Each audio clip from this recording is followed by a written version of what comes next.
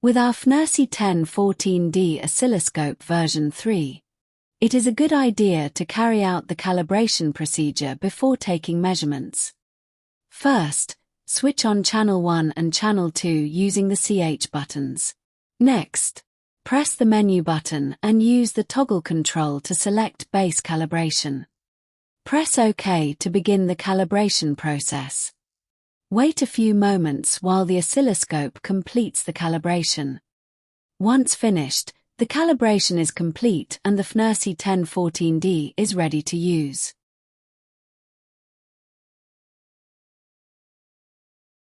Now we need to calibrate each oscilloscope probe for channel 1 and channel 2. This is an important step because correctly compensated probes will give you a clean and accurate waveform when carrying out measurements. First, set the oscilloscope probes to X10 mode by moving the small X10-X1 switch on each probe to the X10 position. Connect the probe for channel 1 to the oscilloscope's gen out or calibration output, using the lead supplied with the oscilloscope. Set the generator output to a 1 kHz square wave signal. Press Auto on the oscilloscope so that the waveform is displayed clearly on the screen. You should see a square wave. Using the small trim tool supplied with the oscilloscope kit, carefully adjust the probe's compensation screw until the square wave has a clean, flat top and bottom with sharp, even edges. Repeat the same procedure for the channel 2 probe. Connect it to the gen out signal, select X10, press Auto, and use the trim tool to adjust the probe until you achieve the same correctly compensated square wave shape. Take your time with this adjustment and calibrate each probe individually. Once both probes display a clean, symmetrical square wave, your FNIRSI1014D probes are correctly compensated and ready for accurate measurements. Now we need to calibrate each oscilloscope probe for channel 1 and channel 2. This is an important step because correctly compensated probes will give you a clean and accurate waveform when carrying out measurements. First, set the oscilloscope probes to X10 mode by moving the small X10-X1 switch on each probe to the X10 position. Connect the probe for channel 1 to the oscilloscope's gen out or calibration output, using the lead supplied with the oscilloscope.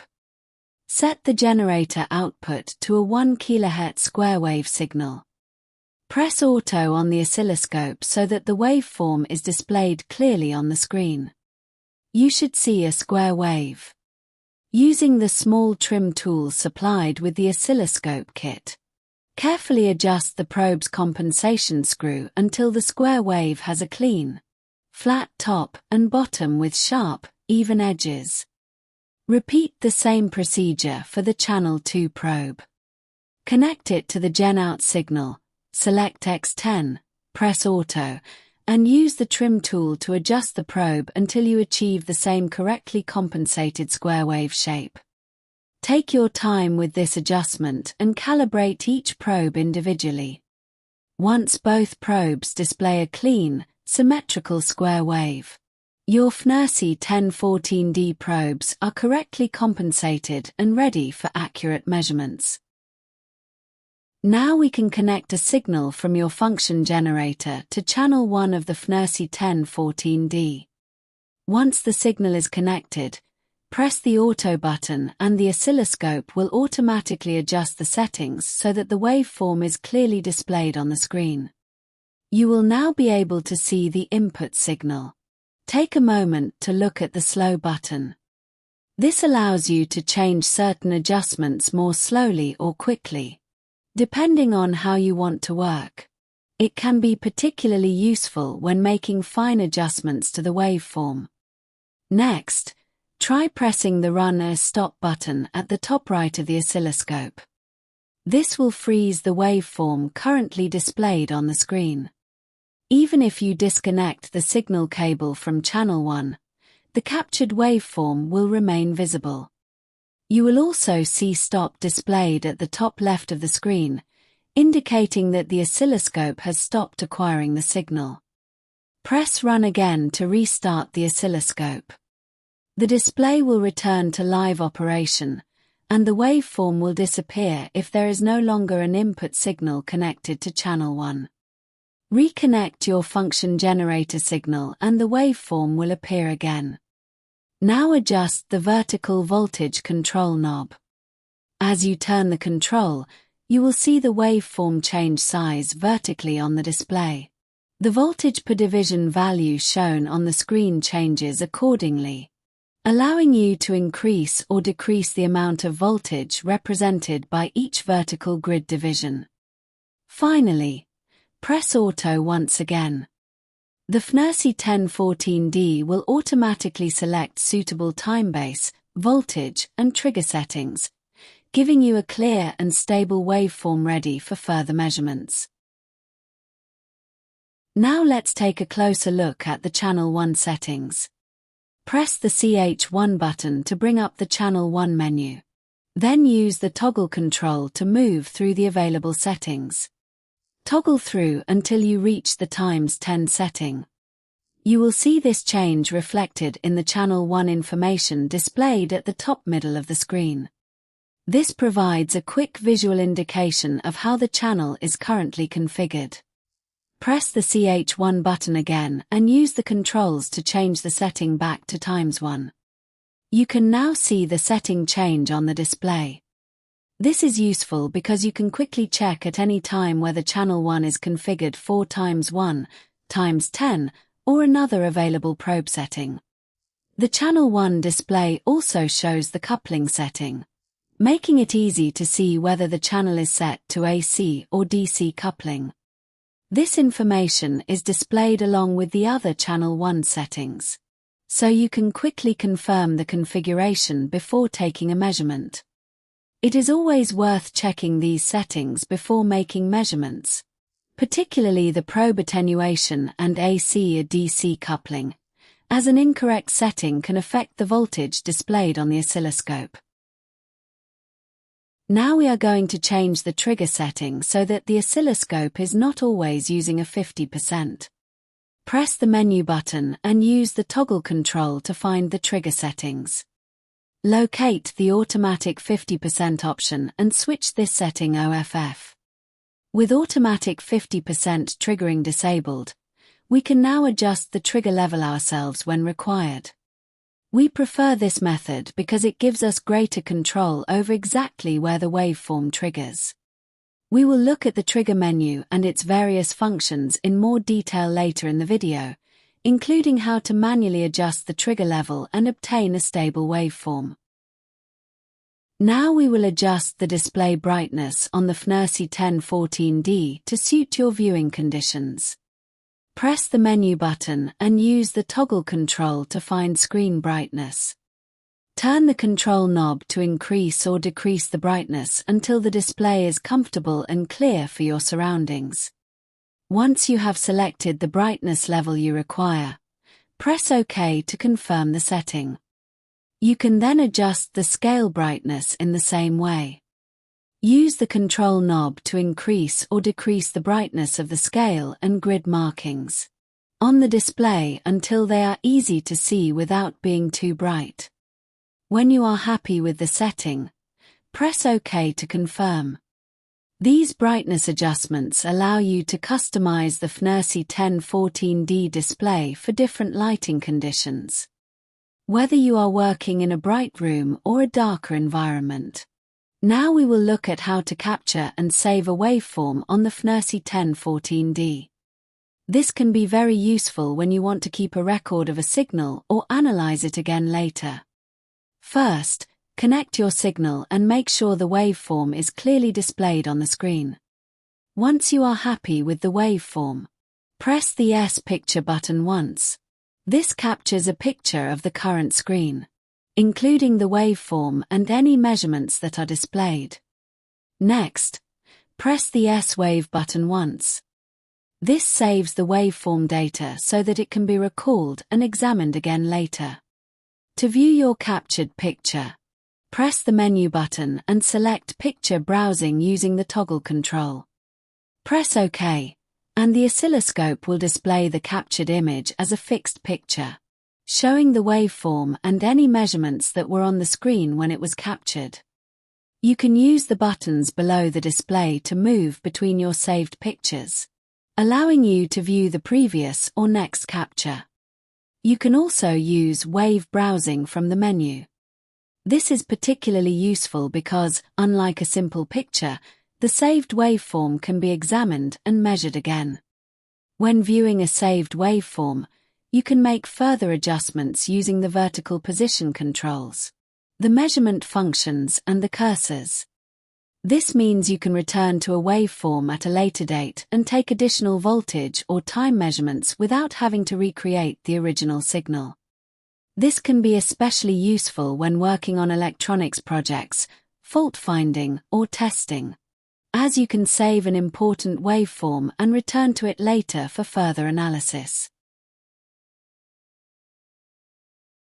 Now we will look at how to display live measurements from an input signal on the FNIRSI1014D. First, make sure you have a signal connected to channel 1 or channel 2 and that the waveform is clearly visible. Press F1 to open the measurement options. This will allow you to select and display live measurements from the input signal. Using the toggle control, you can scroll through the available measurements and select the one you require for that particular channel. Once you have found the measurement you want, press OK to confirm it. You can then return through F1 and select another measurement if required. The same process can be used with F2 and the other function buttons, allowing you to build up a selection of measurements on the screen.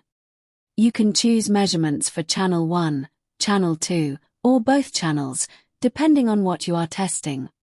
This gives you the flexibility to display only the measurements you need, such as frequency, peak-to-peak voltage, RMS voltage, maximum, minimum, or other available measurements. The measurements remain live and update as the input waveform changes, making this a very useful feature when testing and analyzing signals.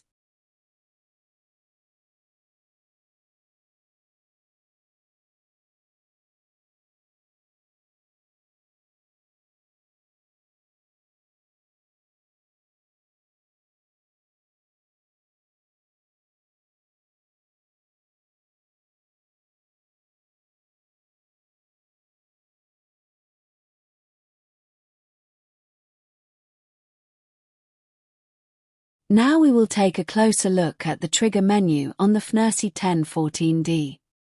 The trigger controls are important for obtaining a stable and correctly positioned waveform on the display.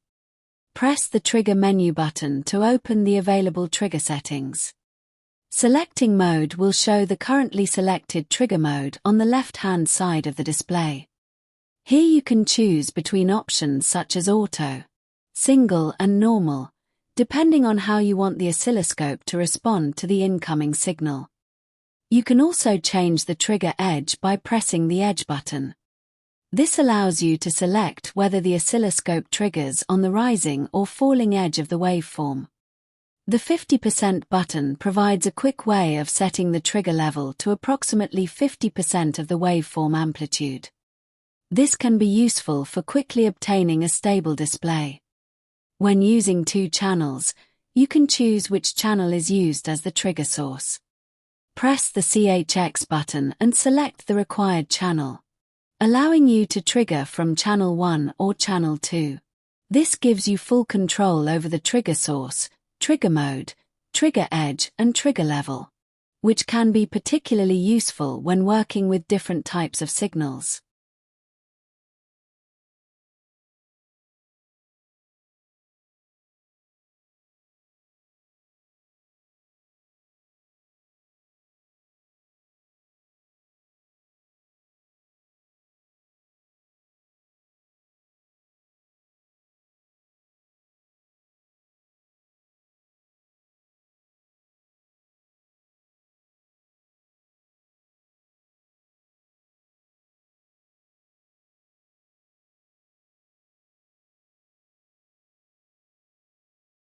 Now we will take a quick look at the basic FFT function on the FNIRSI1014D. First, press the Channel 1 config button to open the Channel 1 configuration menu. Using the toggle control, scroll through the available options until you reach FFT. Select FFT and switch the function on. The oscilloscope will then display a basic frequency spectrum of the signal currently connected to Channel 1. It is worth pointing out that the FFT function on the FNIRSI1014D is quite limited. It provides a basic visual representation of the frequency content, but it does not offer the detailed FFT measurements and analysis features found on more advanced oscilloscopes. Therefore, if detailed FFT analysis is an important part of your work, this oscilloscope may not be the best choice. For basic waveform and frequency spectrum viewing, however, the FFT function can still be useful.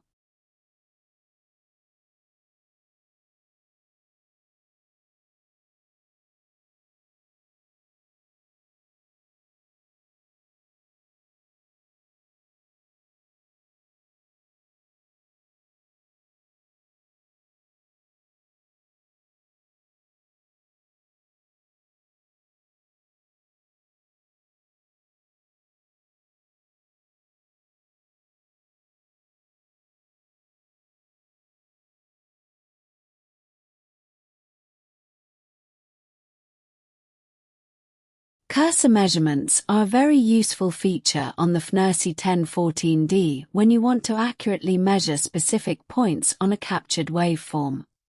First, press H cursor. This brings up the horizontal cursors, which are used for making time measurements. You can then move the cursor along the waveform to the point you want to measure. Use the slow button when required to make smaller, more precise adjustments. The resulting time measurement can be seen in the top left area of the display, making it easy to read the value while positioning the cursor. We can also use the V cursor for voltage measurements. Press V cursor and move the cursor to the required point on the waveform. Again, the slow button can be used when you need finer control over the cursor position. The voltage measurement is displayed in the top left area of the screen. Using the horizontal and vertical cursors gives you a quick and convenient way of measuring time and voltage at specific points on your waveform.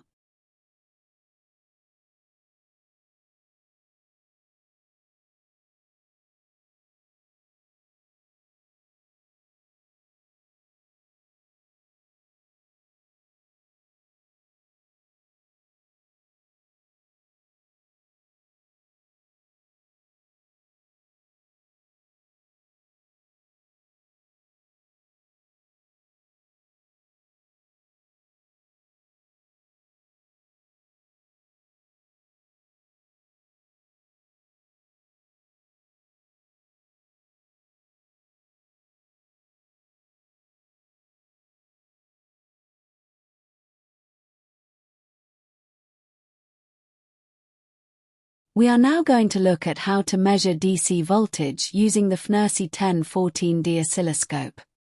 For this demonstration, we are using a small power pack so that we can show a range of DC voltages, starting with millivolts, then moving up into the volts range, including both positive and negative voltages. Connect the power pack output to channel 1, making sure the polarity is correct and that the voltage is within the safe input range of the oscilloscope. Once the signal is connected, adjust the vertical voltage control knob. You can move through the voltage per division settings from millivolts to volts, depending on the level of DC voltage you are measuring. Adjust the setting until the waveform is displayed at a useful size on the screen. Unlike an AC waveform, a steady DC voltage will normally appear as a stable horizontal line. The vertical position of this line represents the DC voltage level. Positive and negative voltages will appear on opposite sides of the 0-volt reference. As you adjust the voltage control, watch how the horizontal line moves and changes position on the display. This provides a useful visual indication of the DC voltage being applied. You can also examine the horizontal line closely for any ripple or unwanted AC component. A DC power supply may appear to produce a perfectly steady line. But when you increase the sensitivity to the millivolt range, small amounts of ripple or noise may become visible as movement or variation around the DC level. This is a useful way of checking not only the DC voltage level, but also the quality and stability of a power supply.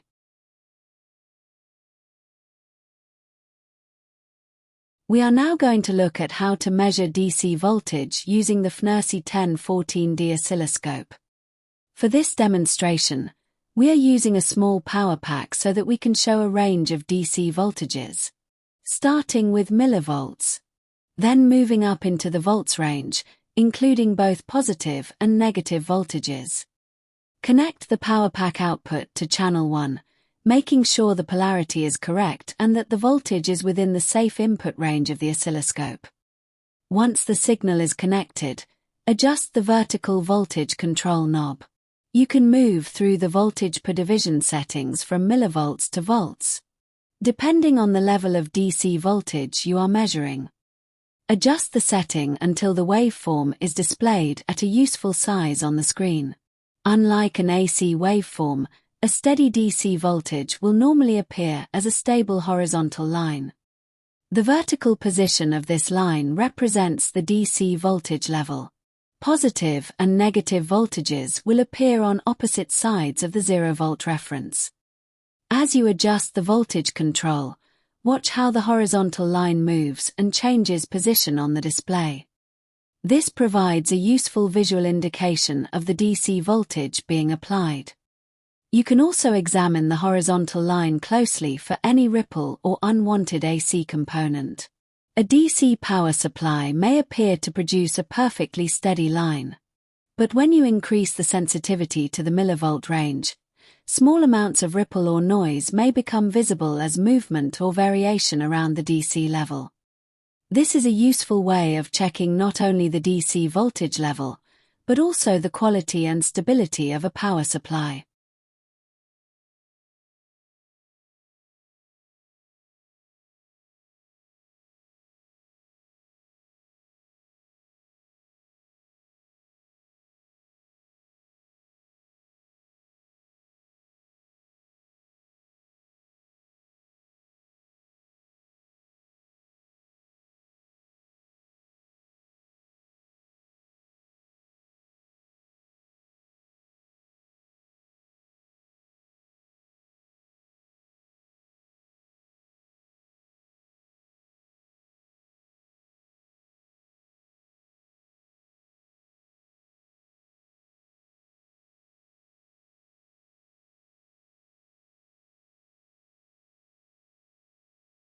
We will now demonstrate how to display two different input signals at the same time using channel 1 and channel 2 on the FNIRSI1014D.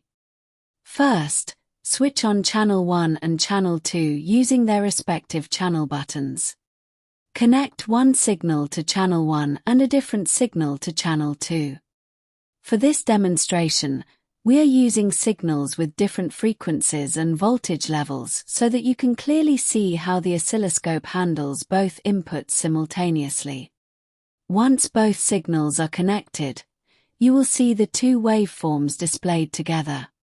The measurement information for each channel can also be displayed on screen, allowing you to compare the different voltage and frequency readings from each input. You can now adjust the trigger mode to obtain the most stable waveform possible. Use the CHX button to select which channel is used as the trigger source. You can choose channel 1 or channel 2, depending on which signal you want the oscilloscope to trigger from. If required, use the 50% trigger function to quickly position the trigger level around the center of the waveform. You can also manually adjust the trigger level to fine-tune the display and obtain the most stable waveform for the signal you are examining. The measurements displayed for each channel will show the different results for the two signals, such as their voltage and frequency, making it easy to compare them directly. Finally, you can use the Run as Stop button to freeze the two waveforms and their measurements on the display. This allows you to examine the captured signals and readings more closely before pressing Run to return to live measurements.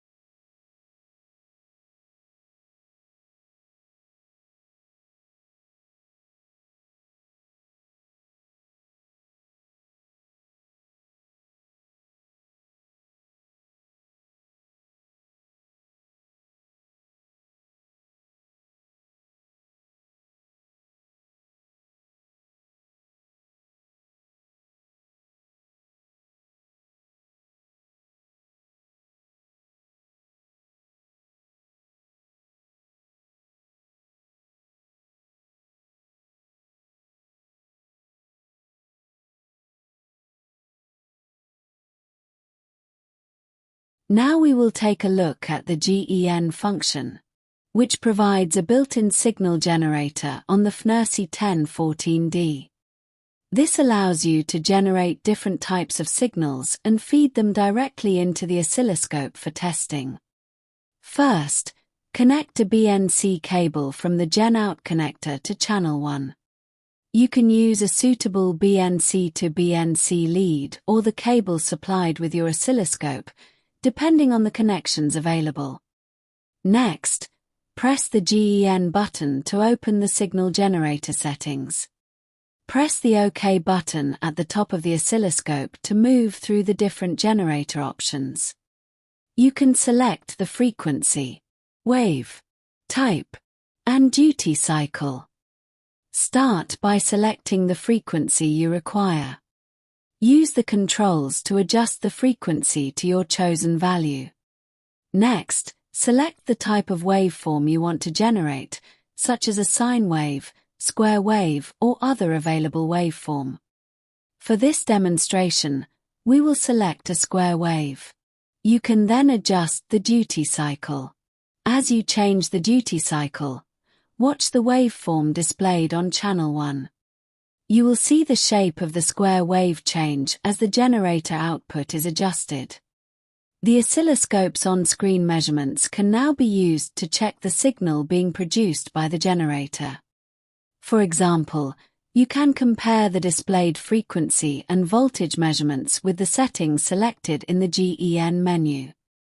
This is a very useful feature because the built-in generator allows you to create a test signal and immediately view and measure it on the oscilloscope, without needing a separate function generator.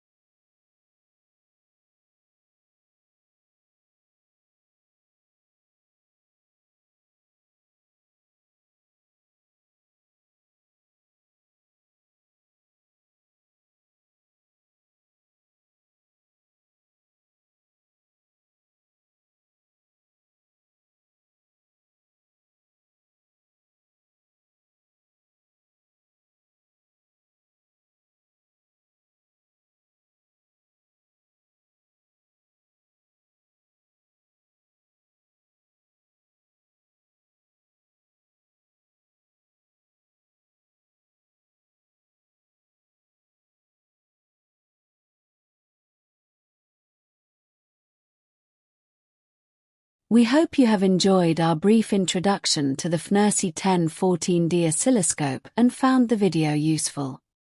If you have enjoyed the video, please consider subscribing to our YouTube channel. Subscribing is completely free and helps support us in creating more videos covering oscilloscopes, test equipment, and electronics. We would also really appreciate you leaving a comment below the video. Whether you have a question, a suggestion, or would simply like to share your experience with the FNIRSI1014D, your feedback is very welcome. Your comments and suggestions help us decide what features, functions, and equipment you would like us to cover in future videos. Thank you very much for watching, subscribing, and supporting our channel.